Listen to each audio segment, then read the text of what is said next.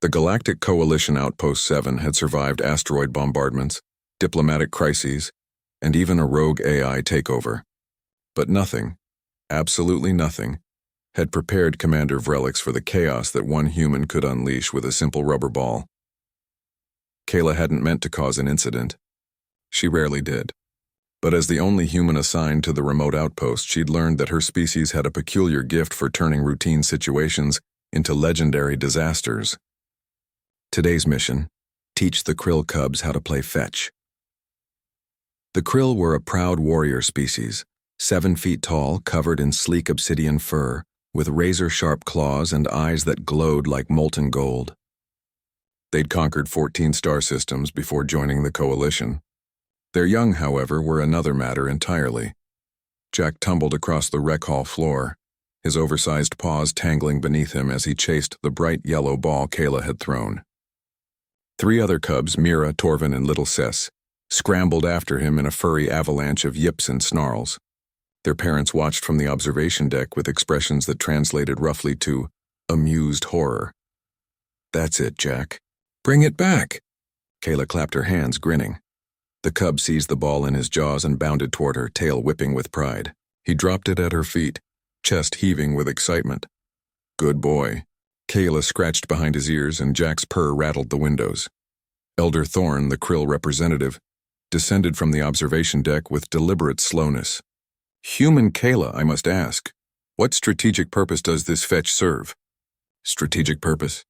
Kayla laughed, throwing the ball again. The cubs exploded into motion. "It's fun." It builds coordination, burns energy, and strengthens the bond between fun. Thorne's translator struggled with the concept. "Your species trains its young through amusement?" "Well, yeah, don't you?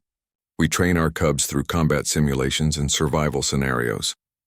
Kayla watched Mira body slam Torvin to steal the ball. "Looks like they're doing both." The krill elder's jaw clicked, their equivalent of a reluctant smile. "Perhaps there is wisdom in your methods, human." That was her first mistake, accepting praise too soon. By hour 2, the cubs had mastered fetch. They'd also discovered that many objects could be fetched, not just balls. Torvin returned with a data pad. Cess dragged back someone's abandoned jacket. Mira, ever the overachiever, somehow retrieved a potted plant from the officer's mess. Kayla should have stopped there. She really should have. But Jack, sweet, enthusiastic Jack, was staring at her with those enormous golden eyes, tail wagging so hard his entire body shook.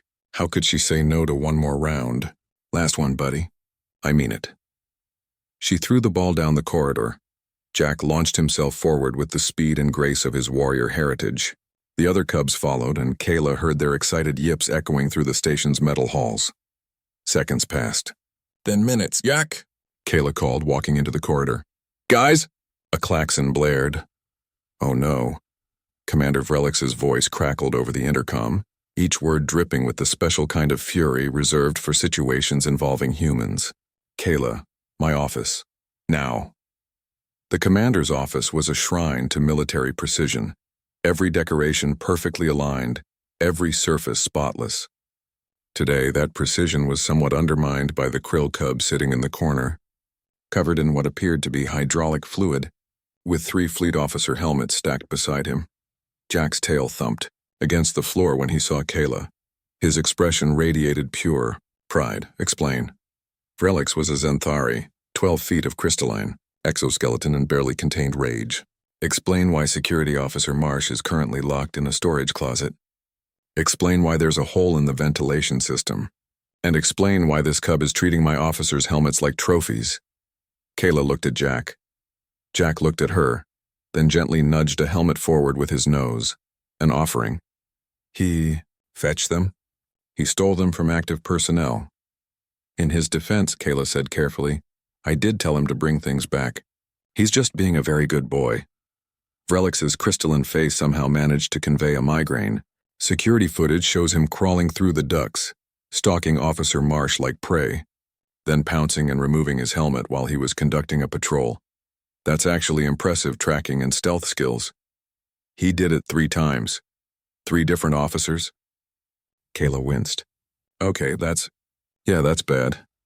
Jack yipped happily and placed his head in Kyla's lap. She couldn't help scratching his ears. Even covered in hydraulic fluid, he was adorable. Thorne entered without knocking. "Commander, I've reviewed the footage." The cub displayed exceptional tactical thinking. He identified vulnerable targets, exploited environmental advantages, and completed his objective with minimal detection. His objective was theft, Frelick said. He was following orders from his trainer.